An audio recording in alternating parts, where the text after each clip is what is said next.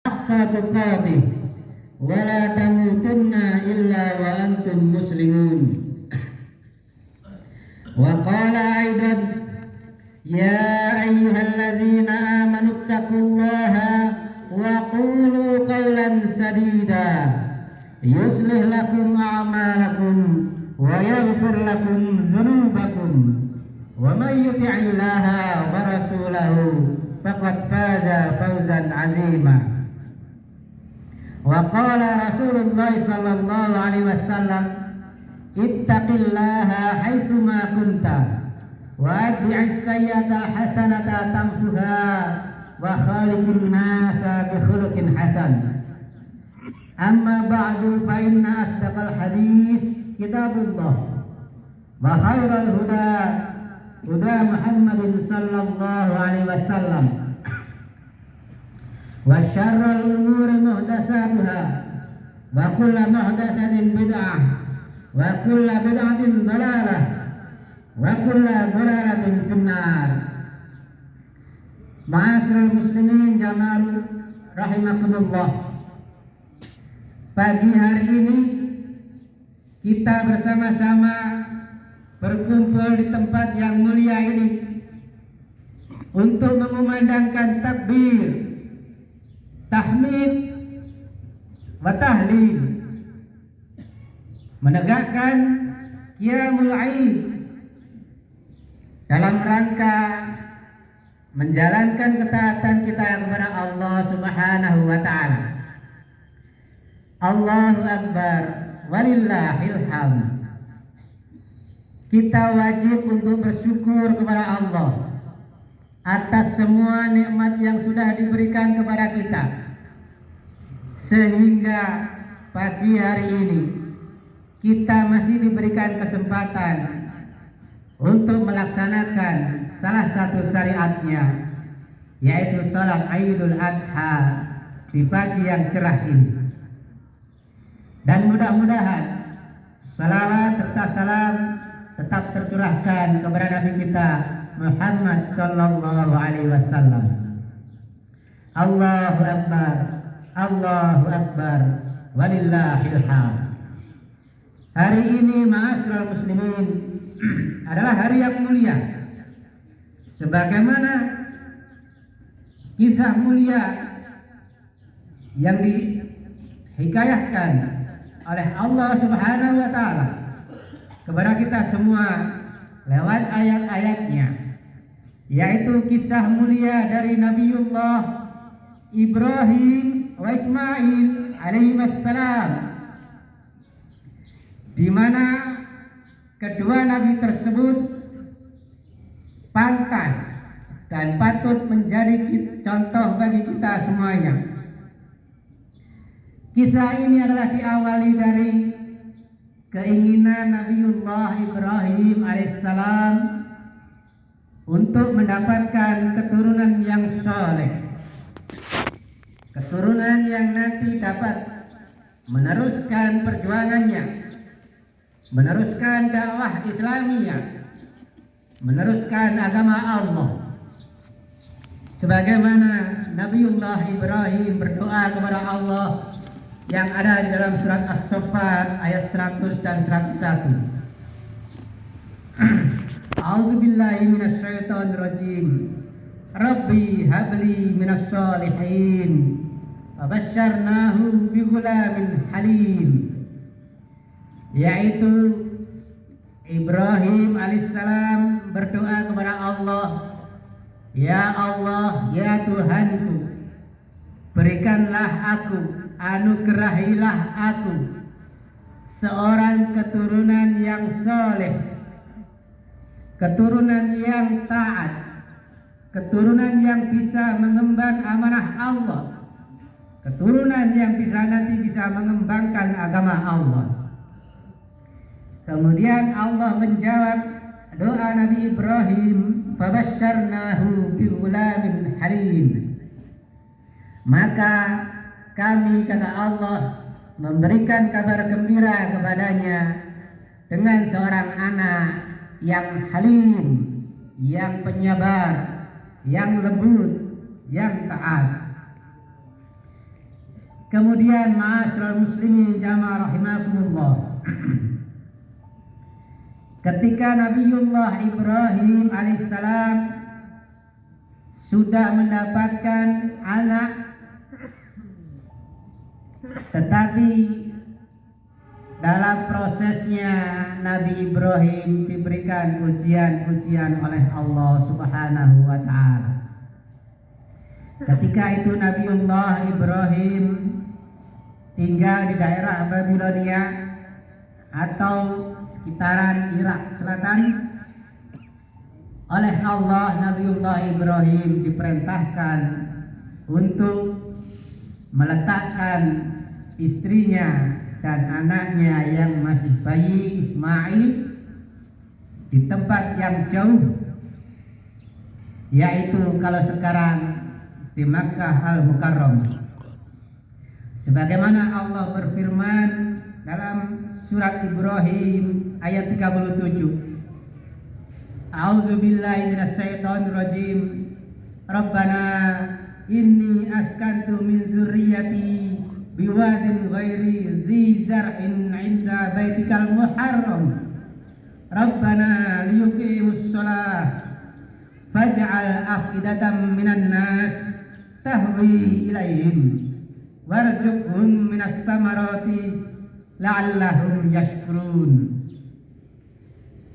Nabiullah Ibrahim berkata, "Ya Allah Tuhan kami, sesungguhnya aku telah menempatkan sebagian keturunanku di lembah yang tidak ada tanaman di dekat rumahmu, yaitu Baitullah yang dihormati. Ya Tuhan kami, yang demikian ini agar mereka mendirikan sholat, maka jadikanlah hati sebagian manusia cenderung kepada mereka, dan berilah mereka rizki dari buah-buahan supaya mereka bersyukur." Allahu Akbar, Allahu Akbar, walillahil hamd. Tempat yang tandus, yang tidak ada tanam-tanaman, tidak ada air, tidak ada makanan. Disitulah Nabiullah Ibrahim alaihissalam meletakkan istrinya dan anaknya yang masih bayi dengan perbekalan seadanya. Di sini memang ada beberapa riwayat yang menceritakan bagaimana keadaan keduanya, antara Nabiullah Ibrahim alaihissalam dengan istrinya. Terjadi dialog yang panjang. Kenapa kok sampai ditaruh seperti itu? Ditempatkan di tempat yang tandus. Nabiullah Ibrahim tidak bisa menjawab. Sampai beberapa kali istrinya bertanya. Akhirnya istrinya punya jawaban sendiri, dan ini ditanyakan kepada suaminya Ibrahim alaihissalam. Apakah ini dari perintah Tuhanmu? Maka ketika itulah Nabiullah Ibrahim mengatakan ya. Kemudian setelah perbekalan yang tidak begitu seberapa sudah habis, maka istrinya Nabiullah Ibrahim, yaitu Ibu Hajar, dan bayinya merasa kelaparan. Ketika kelaparan itu sudah mencapai puncaknya, maka Ibu Hajar melihat di bukit yang lain seakan ada air kehidupan. Kemudian dia dengan tenaga yang ada, Ibu Hajar berlari menuju ke bukit itu. Ternyata setelah sampai di bukit itu, Ibu Hajar tidak menemukan air yang dilihat dari bukit sebelumnya tempat dia tinggal bersama bayinya. Ketika dia menoleh ke tempat semula, dia melihat di situ juga seakan ada air kehidupan. Maka Ibu Hajar kembali ke bukit tempatnya semula. Lari-lari antara bukit yang satu ke bukit yang satunya, yang sekarang diberi nama Safa dan Marwah. Inilah yang menjadi syariat sa'i.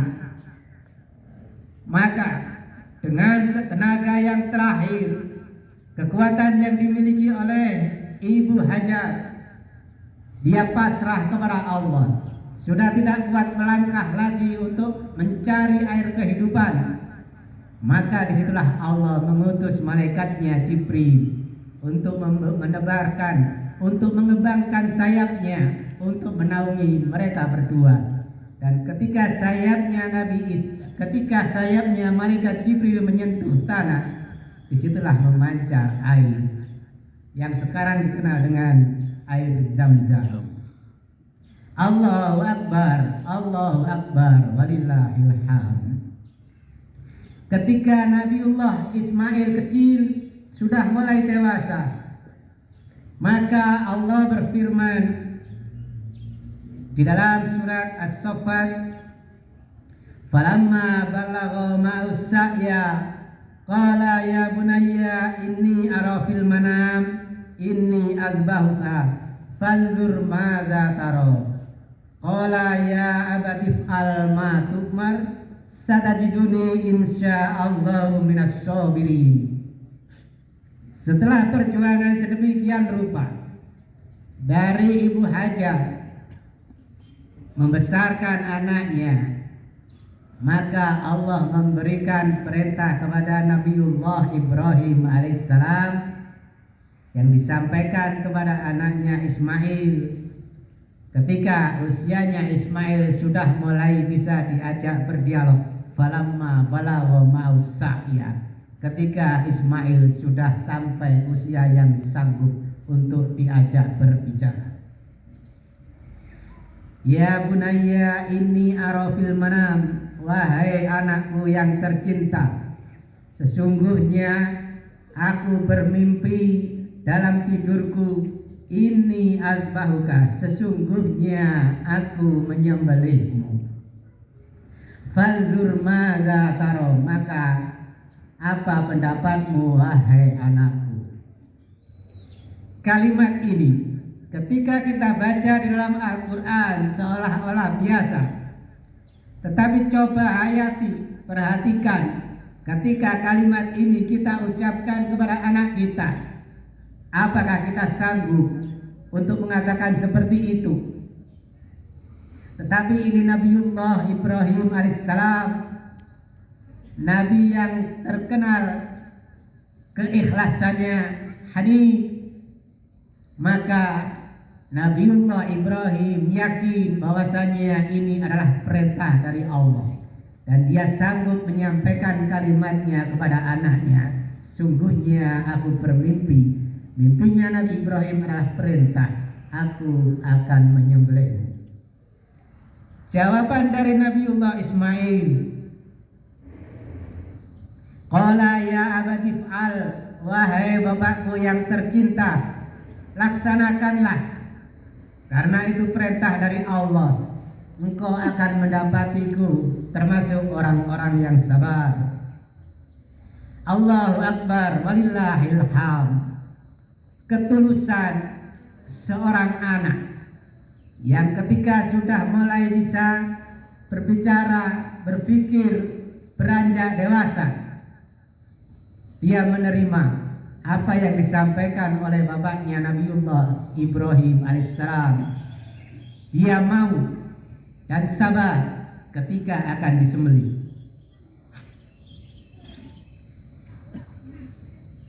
Allahu Akbar, walillahil hamd. Maka kedua orang, Nabiullah Ibrahim dan Nabiullah Ismail alaihissalam, mereka melakukan perjalanan untuk melaksanakan perintah Allah.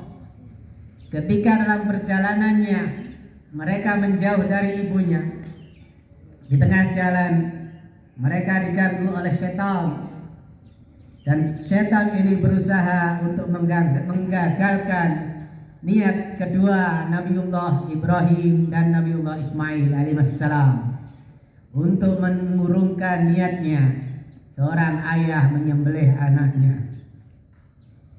Maka ketika itu kedua bapak dan anak ini melempari setan-setan itu, melempari iblis yang mengganggu mereka, yang berusaha untuk menggagalkan perintah Allah yang akan mereka laksanakan. Sampai 3 kali setan dan iblis mengganggu mereka berdua, maka setiap kali mereka mengganggu Nabiullah Ibrahim dan Ismail alaihissalam, melempari setan dan iblis tersebut, maka lemparan-lemparan mereka berdua ini sekarang menjadi salah satu kegiatan yang dilakukan oleh jamaah haji, yaitu lempar jumroh, jumrotul ula, jumrotul wusta, dan jumrotul aqabah. Ma'asyiral muslimin, jamaah salat Idul Adha rahimakumullah. Maka kedua ayah dan anak ini sampai ke tempat di mana ayah akan menyembelih anaknya. Maka ketika keduanya telah berserah diri, Nabiullah Ibrahim membaringkan anaknya pada pelipis kirinya. Maka Allah berfirman, "Wa nadaina ayya Ibrahim qad sadaqta ru'ya inna kadzalika najzil muhsinin." Maka Allah berfirman, kami menyeru, wahai Ibrahim, kamu telah membenarkan mimpimu. Sesungguhnya yang demikian kami akan memberikan balasan kepada orang-orang yang berbuat baik. Inna hadza lahuwal balagul mubin. Ini benar-benar adalah ujian yang nyata. Wa fadainahu bizibhin azim. Maka kami mengganti anaknya dengan sembelihan yang besar. Sungguh apa yang sudah dilakukan oleh Nabiullah Ibrahim dalam mentaati Allah, melaksanakan perintahnya, ini menjadi pelajaran bagi kita semuanya. Yang pertama adalah perlunya keteladanan dari orang tua kepada anak-anaknya. Ketika Nabiullah Ibrahim menginginkan anak yang soleh, maka Nabiullah Ibrahim sudah menjadi orang tua yang soleh dahulu. Maka ketika kita menginginkan anak-anak kita menjadi anak-anak yang soleh, maka kita harus berusaha untuk menjadi orang yang soleh, orang tua yang soleh, bapak yang soleh, ibu yang solehah. Ini yang akan bisa membentuk anak keturunan kita menjadi anak yang soleh. Kemudian dalam prosesnya ujian selalu ada. Ketika kita sudah menjadi orang yang soleh, menjadi orang tua yang soleh, atau berusaha menjadi orang yang soleh untuk mendapatkan anak yang soleh, itu pasti ada ujian. Dan ujian itu menjadi barometer apakah tingkat kesolehan kita, tingkat kesolehan anak kita itu sudah sesuai dengan apa yang dikehendaki oleh Allah Subhanahu wa Ta'ala. Kemudian dalam prosesnya untuk mendapatkan apa yang kita inginkan, tentu tidak lepas dari ikhtiar, usaha, berdoa, dan tawakal kepada Allah Subhanahu wa Ta'ala. Inilah ketiga hal yang harus menjadi perhatian kita bersama, terutama untuk mendapatkan anak-anak kita yang soleh, yang bisa kita harapkan nanti ketika kita sudah menghadap kepada Allah Subhanahu wa Ta'ala. Dan ketika kita dan anak-anak kita berusaha semuanya, sudah berusaha menjadi hamba-hamba Allah yang soleh, ingat, ujian Allah tidak akan pernah berhenti.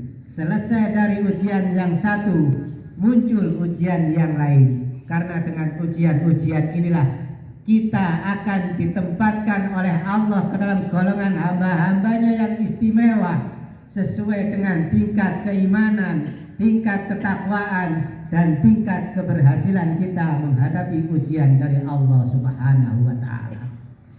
Dan saat ini kita secara umum, umat Islam, mendapatkan ujian yang nyata dalam melaksanakan ketaatan kita kepada Allah, syariat ibadah kurban yang meneladani dari peristiwa antara Nabiullah Ibrahim dan Ismail alaihissalam untuk menyembelih hewan kurban, kita mendapatkan ujian berupa munculnya penyakit yang menyerang hewan-hewan kurban.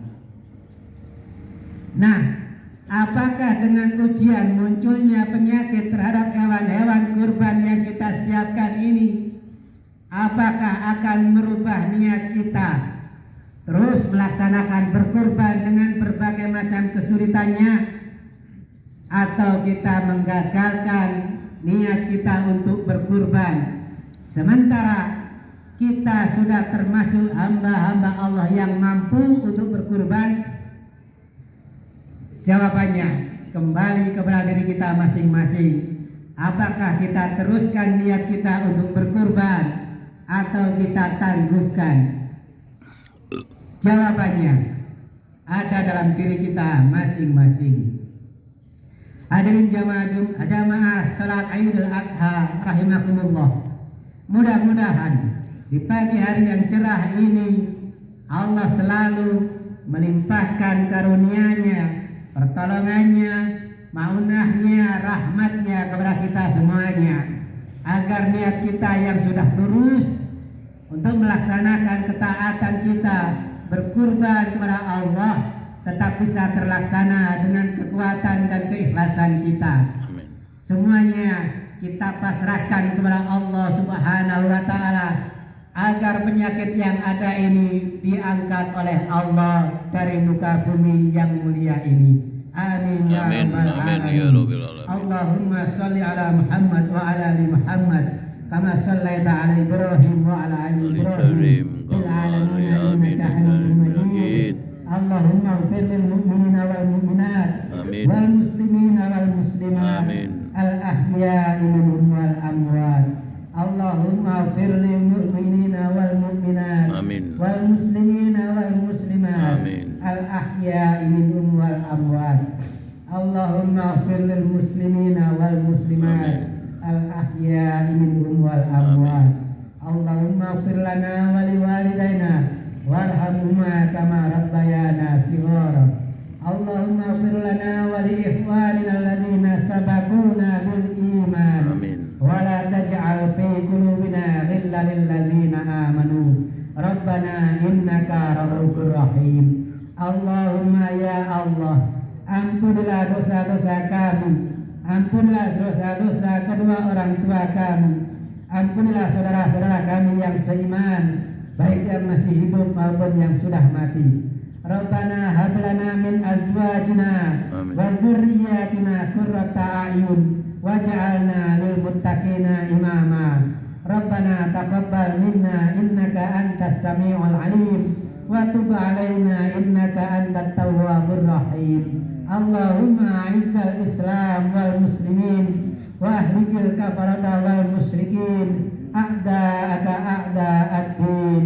Allahumma ansur man nasaraddin wahzul man hazaral muslimin. Rabbana atina fid dunya hasanah wa fil akhirati hasanah wa qina adzabannar. Wa sallallahu ala Muhammadin wa ala alihi wa sahbihi wa sallam walhamdulillahi rabbil alamin. Assalamualaikum warahmatullahi wabarakatuh. Waalaikumsalam.